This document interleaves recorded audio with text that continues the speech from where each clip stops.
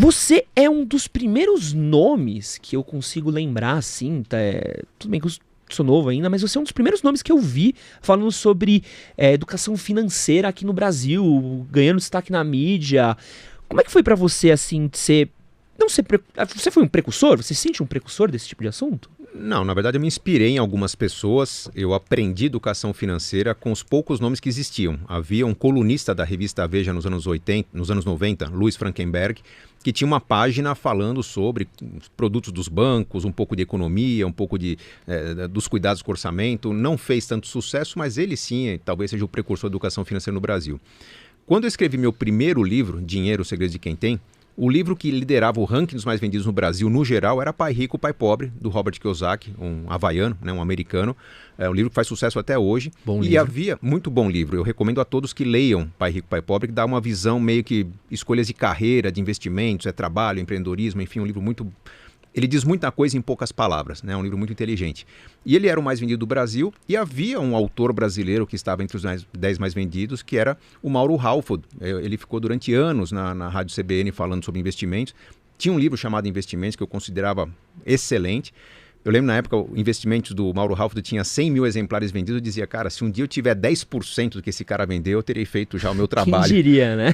Quantos livros você vendeu? Eu tô com um pouco mais de 3 milhões de exemplares vendidos hoje. Uau! Tem história. Metade dessa venda é Casais Inteligentes Enriquecem Juntos, que continua sendo o meu livro mais vendido, apesar que eu tenho outros livros que eu considero bem interessantes, bem importantes, mas Casais Inteligentes fez história. Hoje todo mundo que se casa acaba ganhando um exemplar do Casais Inteligentes. Tem um capítulo dele só para quem está preparando o casamento. Mas apesar de não ser o precursor, não ser o pai da educação financeira, eu percebi que havia uma lacuna gigante no Brasil. Quando eu comecei a escrever, o produto de crédito mais utilizado no Brasil, pasmem, era o cheque especial. As pessoas usavam mais, no geral, o volume de cheque especial era maior que o volume de financiamento imobiliário, financiamento de carro, empréstimos pessoais. Então se usava muito mal os empréstimos, muito mal o crédito. E o produto de investimento mais utilizado, que hoje ainda está entre os primeiros, mas era o número 1, era a caderneta de poupança, que para quem estudou um pouquinho, leu um pouquinho, está bem atrás de produtos de investimento equivalentes em desempenho e segurança. Então eu percebia que tinha muito a ser dito. Escrevi meu primeiro livro numa época em que o Brasil tinha juros de 24% ao ano, então basicamente era fácil falar, gente, se você deixar o seu dinheiro no banco, ele se multiplica muito. Você vai chegar ao seu primeiro milhão num prazo curto, 7, 8, 10 anos.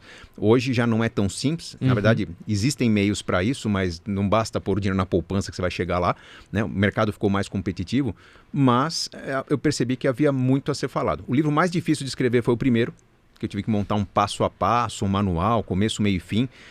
Os demais, né, os outros 15 livros que eu escrevi, praticamente foram respondendo a críticas e dúvidas dos leitores dos livros anteriores. Escrevi um livro, alguns diziam, mas legal, entendi, mas e para convencer minha esposa disso, meu marido disso? Nasceu Casais Inteligentes Enriquecem Juntos. Pô, legal, seu livro é bom, mas o capítulo de filhos é muito pequeno. Nasceu Pais Inteligentes Enriquecem Seus Filhos. E a cada demanda do público, eu escrevia artigos, respondia textos, criava conteúdo no meu blog e esse material foi alimentando a criação de novos livros. Não diria que foi um grande trabalho. Olhando no tempo parece um trabalho muito grande, mas eu não parava para escrever um livro. Na verdade eu parava para reunir o que eu estava produzindo nos últimos meses sobre um assunto específico e assim nasceram 16 livros. E nessa sua jornada, como é que você resumiria o que é inteligência financeira? Inteligência financeira é colocar em prática a educação financeira que todo mundo conhece. Todo mundo já sabe, nós sabemos que 73% dos brasileiros estão endividados hoje, mas as pesquisas mostram que eles sabem o porquê. Porque caiu a renda e não tinha reserva de emergências, porque o custo fixo está muito elevado, porque comprou muito a prazo. Então as pessoas sabem o que fazer, sabem que tem que cuidar do futuro, sabem que não conseguem cuidar do futuro e tem mil desculpas para isso. A inteligência financeira é quando você consegue fazer com que essa educação financeira se torne prática. Tem componentes muito mais comportamentais do que financeiros propriamente ditos, né? Puxa, se eu ganho, digamos, 2 salários mínimos, que não é uma maravilha, né? O próprio DIEESE, um órgão de governo, diz que o salário mínimo deveria ser de R$6 mil no Brasil, mas se eu ganho R$2 mil, não dá para viver de maneira digna. Não dá, nas grandes cidades brasileiras. Mas será que se de repente eu tivesse um pouco mais de mobilidade, ampliasse meu leque de possibilidades, imaginasse onde que as pessoas que ganham R$2 mil por mês no Brasil vivem bem? Porque tem pessoas que vivem de uma bolsa auxílio do governo que vivem muito bem com R$400, R$500. Com R$2 mil dá para viver excelentemente bem no lugar onde você tem um rio passando no fundo de casa, você pode plantar seus próprios frutos, criar suas galinhas. Então, onde que vivem bem as pessoas que ganham 2.000? Ou onde que pessoas que fazem o que eu faço conseguem renda maior que eu consigo numa grande cidade que tem muita gente competindo? Então, a inteligência financeira ela traz umas provocações que não é simplesmente um serviço de coaching, né? É eu parar, pensar, organizar as ideias, entender onde é que estão as limitações do meu plano, das minhas escolhas de vida e começar a moldar minha vida com um pouco mais de independência. Tem a ver com sobrevivencialismo, não depender do governo, né? Então, pô, se a conta de energia está muito cara, o que eu faço para gastar menos energia, para gerar minha própria energia? Se o carro está muito caro, como é que eu faço para me transportar gastando menos? Então, a inteligência financeira tem a ver com qualidade das escolhas. Não é simplesmente fazer as contas do quanto poupar por mês durante quanto tempo, em quanto tempo eu consigo me aposentar. Tem muito a ver com criatividade e comportamento.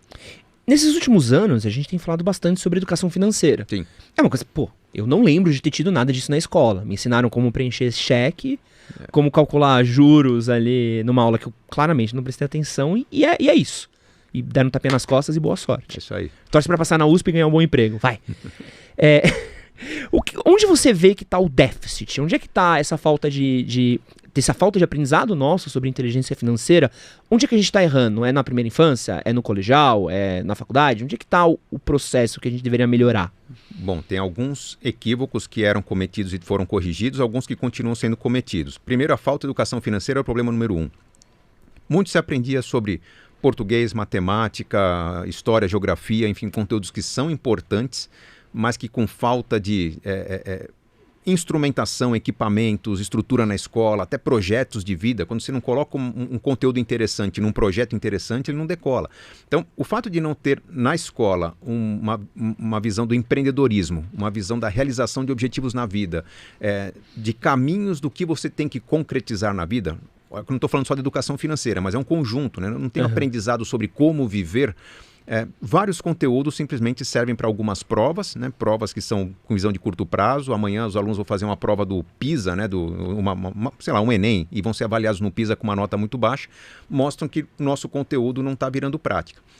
Quando se fala, precisamos ter educação financeira na escola, que já tem, começou em 2020, está na Base Nacional Comum Curricular, as crianças têm hoje na escola, não é ter aula de juros, banco, PIX, criptomoedas. É você ter, como acontece hoje no modelo brasileiro, discussão de finanças em todos os conteúdos.